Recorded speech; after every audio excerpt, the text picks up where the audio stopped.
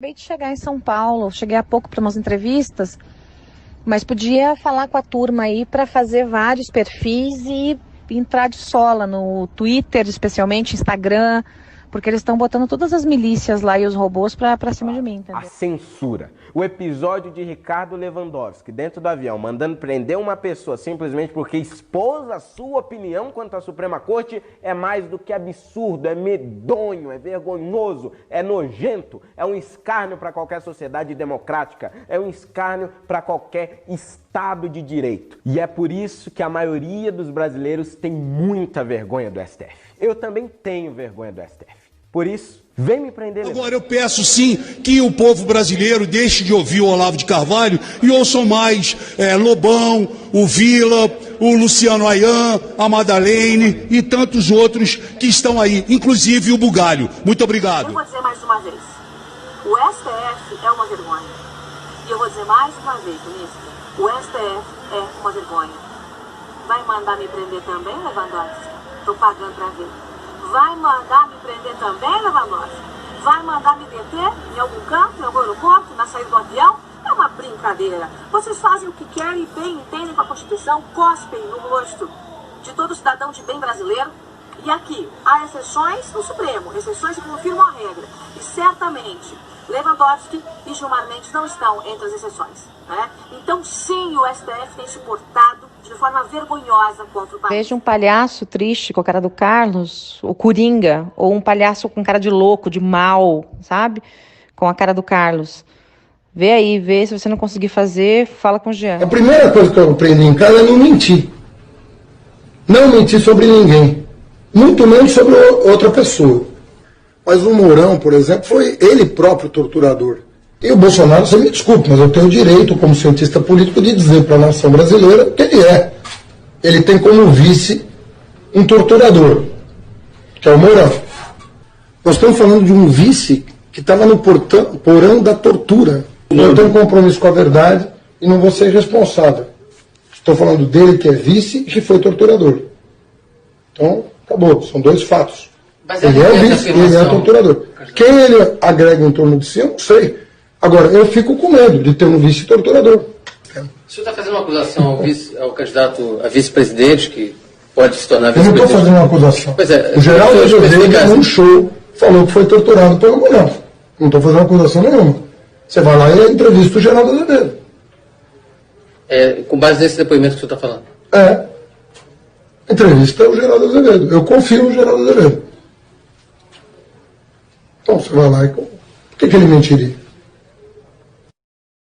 O general Mourão, aparentemente vendo aqui a entrevista, falou para um repórter lá em Porto Alegre, negou enfaticamente o fato de ter sido torturador, disse que o Geraldo Azevedo cometeu um equívoco e afirmou que nasceu em 1953, que, portanto, ele nasceu, segundo o TSE a gente pesquisou, nasceu no dia 15 de setembro de agosto de 53, portanto ele tinha 16 anos em 69.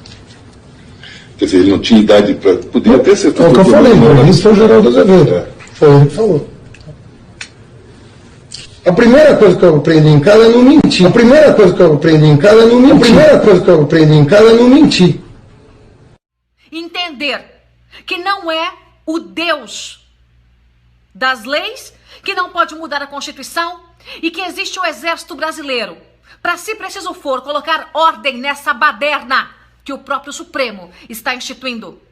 Ordem nesta baderna. Artigo 142, se necessário for.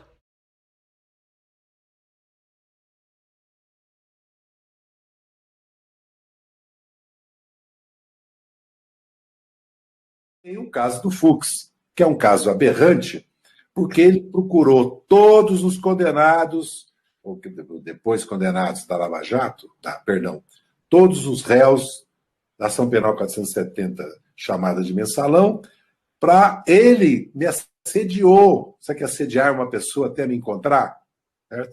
Para dizer, primeiro, que ele conhecia realmente o processo, as vírgulas do processo, para bater no peito, dizer que matava no peito, que nós éramos inocentes, que ia nos absolver. Esse é um charlatão, não é? Esse é um charlatão, não é? Diversas mulheres passaram a ser agredidas nas ruas do país. Uma jovem de 19 anos afirmou ter sido arrastada por 3 seguidores de Bolsonaro e teve uma suástica nazista entalhada no seu corpo com um canivete. Foram mais de 50 atos de violência.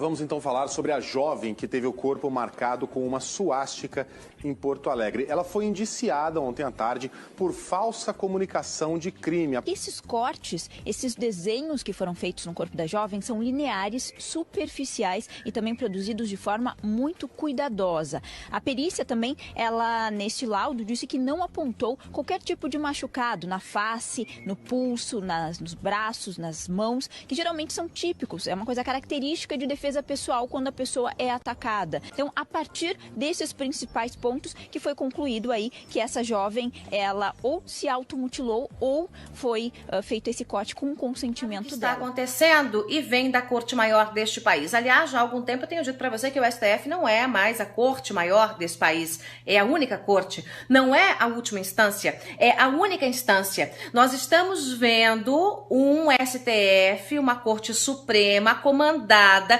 por alguém que tem no DNA o vermelho do PT.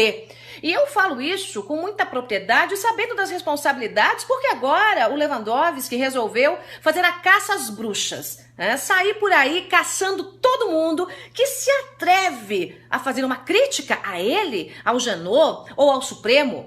Pode isso num país democrático, minha gente? Pode isso? Pois muito bem. Eu cansei de viajar o mundo falando mal do Brasil, gente.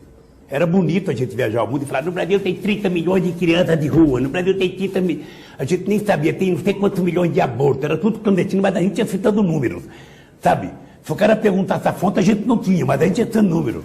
Eu não esqueço nunca, porque eu estava debatendo, o Roberto Marinho e o Jaime Lerner em Paris.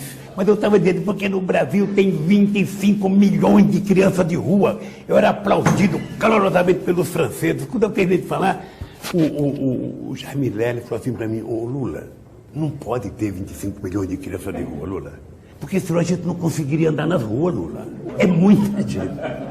E foi com muita alegria que o meu amigo José Graziano, o diretor-geral da FAO, era meu ministro, ele pode contribuir para que a gente possa começar a acreditar que é possível acabar com a fome em qualquer país.